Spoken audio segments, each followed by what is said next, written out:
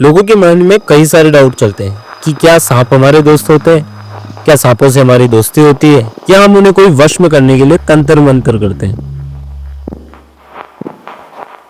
और अगर ढूंढ भी लेते हैं तो हम उन्हें छड़ी से दबोचते क्यों हैं, पकड़ते क्यों हैं और डब्बे में पैक क्यों करते हैं। अगर सांपों से हमारी दोस्ती नहीं है तो किसी सांप को पकड़ने के लिए क्या हम 40-50 किलोमीटर दूर तक जा सकते हैं। नमस्कार, जय गौ माता की, जय श्री राम। आज हम चलते हैं कंजाड़ा गांव के अंदर ऐसी स्नेक का रेस्क्यू करने जो अपने एरिया के अंदर राजा स्नेक के नाम से जाना जाता है। इस सांप में इतना जहर होता है कि इसके बाइट करने के बाद 30 से 40 मिनट के अंदर आदमी की मौत हो जाती है। जी दोस्तों, हम घर से निकलते ही हमें रास्ते में बहुत सारा ट्रैफिक मिलता है। हमें नहीं पता था कि हमें इन ट्रैफिक को इस तरीके से पार करके निकलना पड़ेगा।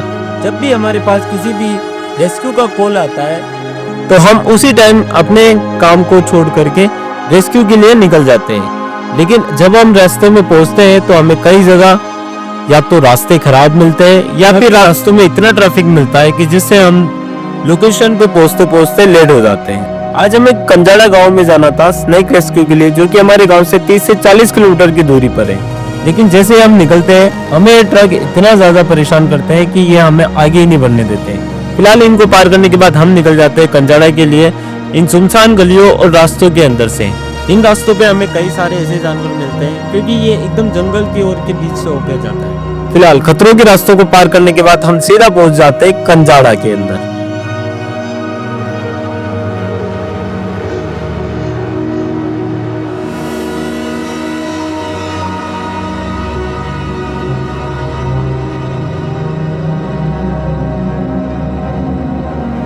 जैसे ही हम लोग लोकेशन पर पहुंचते हैं हमें लेने के लिए कुछ लोग आ जाते हैं, जिनके पीछे पीछे हम अपनी गड्डी दौड़ा करके पहुंच जाते हैं सीधा लोकेशन की ओर।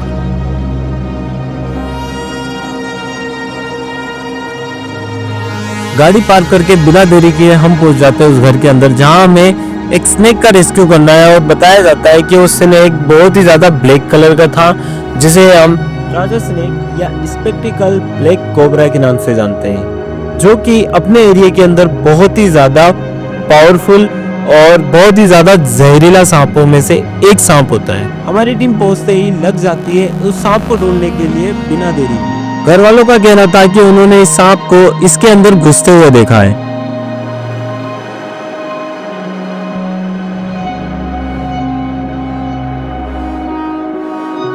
जैसे हमने ये सारी चीजें हटाई रहे थे तभी हमने एक साइड से ऊपर से एक कट्टा हटाया और वो सांप वहीं पर जाकर बैठा था। जो भी इंसान हमारी वीडियो को देखता है, जो भी किसान बंधु हमारी वीडियो को देखता है, तो हमारी उससे एक ही हाथ जोड़कर रिक्वेस्ट है कि जब भी आप अपने खेत पर अकेले रहो, किसी के साथ रहो, या फिर आप अपने घर पर किसी भी सामान को जो लॉन्ग टाइम से अगर आपके घर के अंदर एक ही जगह स्टोर होकर पड़ा है, तो वहां पर अगर आप उस सामान को हटाने जाए तो डायरेक्टली हाथ ना पहुंचाएं।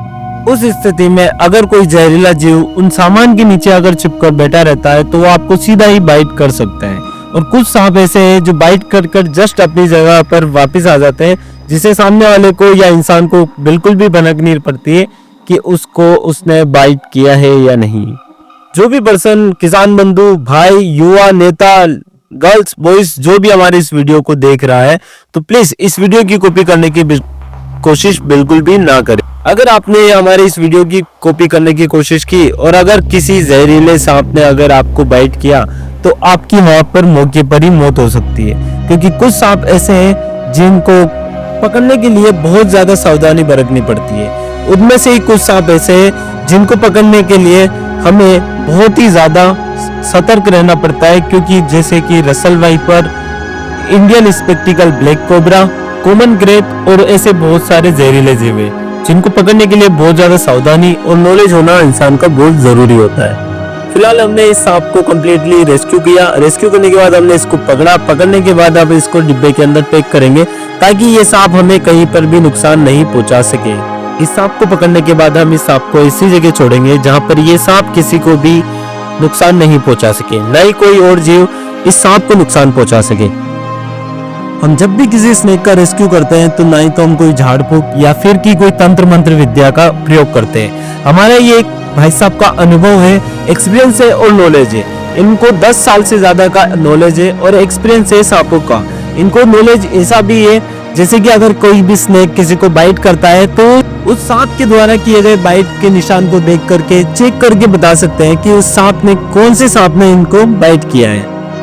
शरीर के अंदर कोई भी जहर इंजेक्ट किया है या नहीं किया है, क्या वो एक जहरीले सांप ने बाइट किया है या फिर एक नॉन जहरीले सांप ने बाइट किया है। हमारा इन जीवों को रेस्क्यू करना कोई भी मजाक या खेल नहीं होता है, हमारा सिर्फ इन जीवों की रक्षा करना है और हमारा कर्तव्य इन बेजुबान को बचाना होता है। मैंने आपको पहले भी बताया और अभी फिर बता देता हूँ कि हमारे पास ऐसी कोई भी तंत्र मंत्र विद्या नहीं होती है, लेकिन ये हमारी हिम्मत है, हमारा पर्सनल नॉलेज है। इन जीवों की हमें रक्षा करना और इन बेजुबानों की बातों को समझना।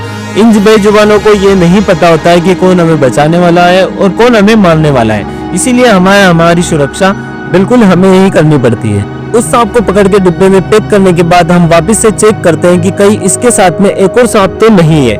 वो इसलिए क्योंकि जब ये सांप रेंग कर चलता है तो ये अपनी गंध छोड़कर जाता है, जिससे कि दूसरा मेल या फीमेल वर्जन का सांप इसके पीछे पीछे आ जाता है, जिससे कई लोगों को ये लगता है कि जो सांप हमने अभी पकड़ा था या फिर हमने मारा था वही सांप वापस से आ गया है, लेकिन ऐसा बिल्कुल भी नहीं होता। तरफ और सारे सामान को चेक करने के बाद हमारा पहला काम यह होता है कि किसी भी सांप को पकड़ने के बाद उसकी इंफॉर्मेशन देना।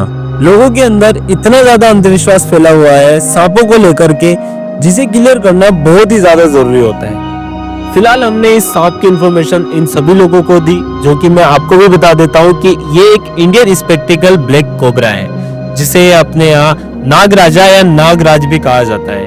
ये एक असली सांप होता है और इसके अंदर बहुत ही ज्यादा जहर होता है, जिसके बाइट करने के बाद इंसान की 40 से 50 मिनट के अंदर मौत हो जाती है।